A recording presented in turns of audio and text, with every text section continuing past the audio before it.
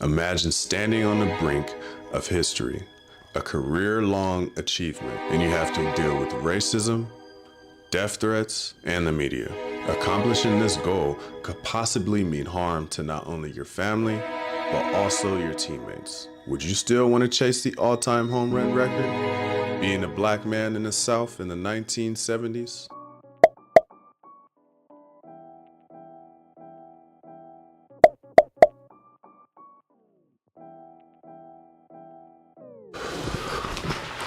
Yo, what is up, my people, and welcome back to the list of our top 10 most influential African-American ball players of all time. As we always do, let me actually do it the formal way, and we're going to tip our caps to the Negro Leagues for providing a platform for African-American players in America during the segregation era. Truly, truly grateful. So, our list, we started off with number 10 as Mookie Betts.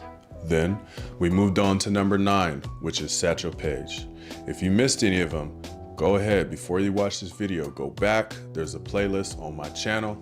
Go ahead, click on that. Watch number 10 and 9 to get caught up, and then go ahead and come back and watch this video. Now, it's time to get to our number 8 most influential African-American baseball player. It is none other than the Hammer, Hank Aaron. Left center field. That ball is gonna be out of here. It's gone. It's 7:15. There's a new home run champion of all time, and it's Henry Aaron. Like most African Americans at the time, Hank Aaron started his professional career in the Negro Leagues as a switch-hitting shortstop. Yes, a switch-hitting shortstop. Take note of that though. Remember, I said a switch hitter, okay? Switch hitter. Aaron would make his way into the MLB, making his debut April 13th, 1954, almost 7 years to the day of Jackie Robinson breaking the color barrier. Aaron would debut with the Milwaukee Braves. Coming out of the Negro Leagues, Hank Aaron was what you would call a hot commodity, right? He had the opportunity to even share the outfield with Willie Mays. I mean, could you imagine that? Could you imagine that, Hank Aaron and Willie Mays? Willie Mays ended up with 660 home runs. Hank Aaron, obviously the home run king. I think it was 755. Willie ended up missing 2 years due to going to the Army. But if it wasn't for those 2 years, those two, possibly the whole careers, could have been fighting for the home run crown. How crazy would that have been? Folktale and legend has it that the Braves offered Aaron $50 more than the Giants were willing to give him. So, Hank Aaron went off to the Braves. So the reason I say legend has it is because I couldn't find any quotes from Hank Aaron directly himself saying that the Braves offered him $50 more. So we'll just leave it at that. Even though Hank Aaron didn't share the outfield with Willie Mays, he still had pretty much a good career. Let's listen to some of these stats. 755 home runs, good enough to be the all-time leader at the time of his retirement. He is the all-time leader in RBIs, the all-time leader in extra base hits, third all-time in hits with 3,771.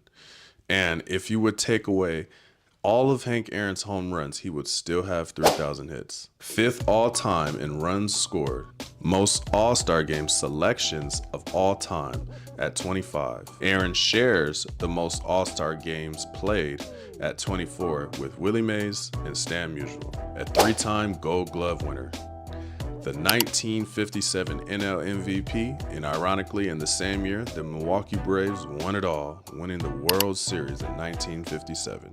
And in 1982, what most baseball players probably dream of the day they lace up their cleats, Hank Aaron was selected into the Major League Baseball Hall of Fame in his first year of eligibility. For a man to be done playing baseball and still top 5 in some of these categories, man, that's impressive. Hank Aaron was really that dude. But the record that stands out the most is the home run record. Yes, of course, it was a hard accomplishment physically. 715 is a lot of home runs. But what Hank Aaron had to deal with off the field made this accomplishment that much better. Imagine standing on the brink of history, a career-long achievement, and you have to deal with racism, death threats, and the media. Accomplishing this goal could possibly mean harm to not only your family, but also your teammates. Would you still want to chase the all-time home run record? Being a black man in the South in the 1970s? Just 10 years earlier, the United States Civil Rights Act of 1964 passed, outlawing discrimination based on race, color, religion, and natural origin. It prohibited an unequal application to voter registration requirements, racial segregation in schools and public accommodations, and employment discrimination. And here we are, 10 years later after that pass, and a black man is about to beat Babe Ruth's all-time home run record. Honestly, the hardest record to beat in the sport of baseball. And I don't think too many people were happy about it, but it happened. Let's watch it. Aaron waiting, the outfield deep and straight away. Fastball is a high drive into deep left center field. Buckner goes back to the fence. It is gone.